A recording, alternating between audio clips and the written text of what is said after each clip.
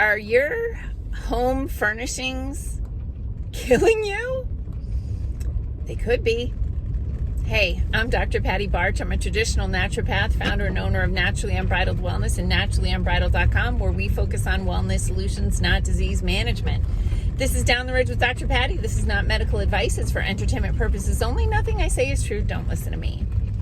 Yeah, so there's this thing that a lot of people don't realize that is marketed as something that you definitely want, and in fact, it can cause a lot of serious health problems.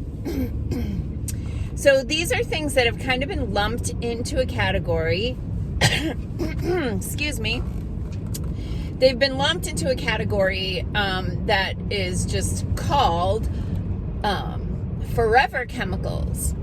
And they're called forever chemicals because your body doesn't really have a mechanism of getting them out once they get in. And locally here in the Cooley region, a lot of people will remember a few years back where they determined that the water on French Island is contaminated with the PFAS chemicals, likely from the airport and the de-icing chemicals used at the airport.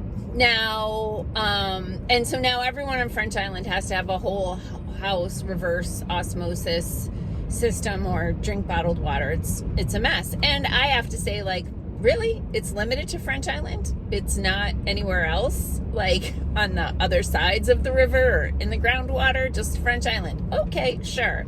And yet people will still swim and fish and water ski and jet ski in the river. I don't know why you would do that, but anyway. So what people don't realize is that your mattress and your carpet and your couch may all be sprayed or treated with chemicals that can, again, best case scenario, endocrine disruptors, meaning they jack up your hormones, or worst case scenario, carcinogens. Now, mattresses are treated with flame resistant spray, right? So they're, roads are not awesome, but not terrible. We got a dusting of snow this morning. Wasn't expecting that. But they did treat the roads unlike the last time, so that's helpful. What else?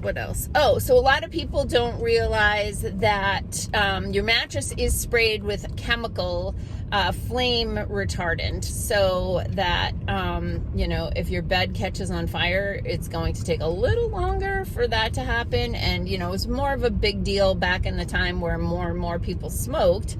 But to this day, it's the law that they put flame retardant on your mattress that you will be breathing in or absorbing through your skin for, anywhere from 6 to 8+ hours every single freaking day. So that's a problem.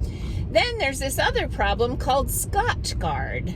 Scotchgard is a chemical that is sprayed on carpets and furniture and even some clothing to make it stain resistant. And this is a super toxic chemical.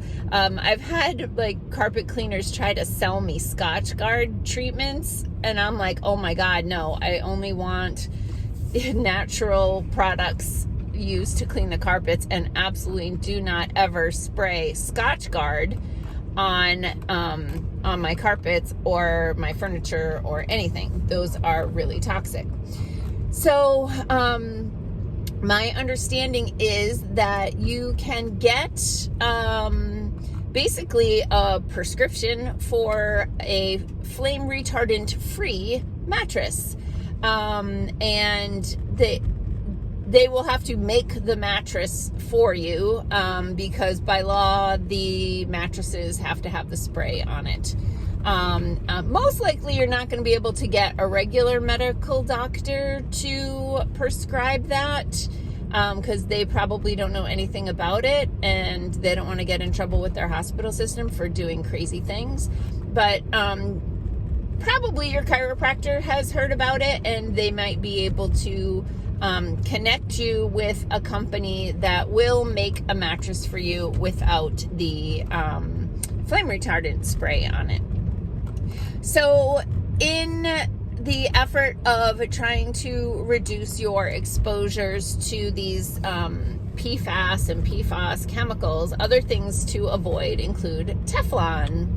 All these non-stick surfaces, a lot of them have these chemicals in them that are super toxic. So you definitely want to avoid Teflon. But I watched a documentary over the weekend that someone had posted it on my Facebook feed, and I was like, oh yeah, I should watch that. Then I forgot to write it down, but sure enough, the algorithms picked up on it and showed it to me when I was looking for something to watch on YouTube, and I did watch it. I can't remember, Grow. If you remember the name of the documentary, you can pop it in the comments.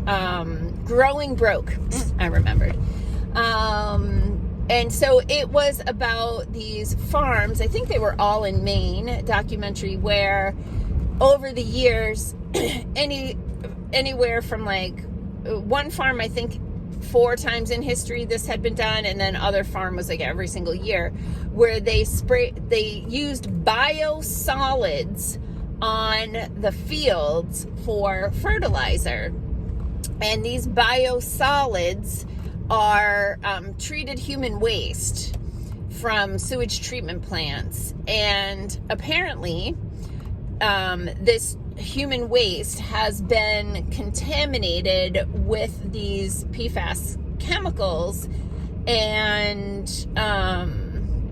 it got into the grains and got into the meat and the milk of the animals on the farms. And now the toxic burden, it got into the water supply as well. So all the farmers and their children have high levels of these forever chemicals in their bloodstream, but so do their livestock. And some of the livestock had to be euthanized because it couldn't, you couldn't use their products for anything.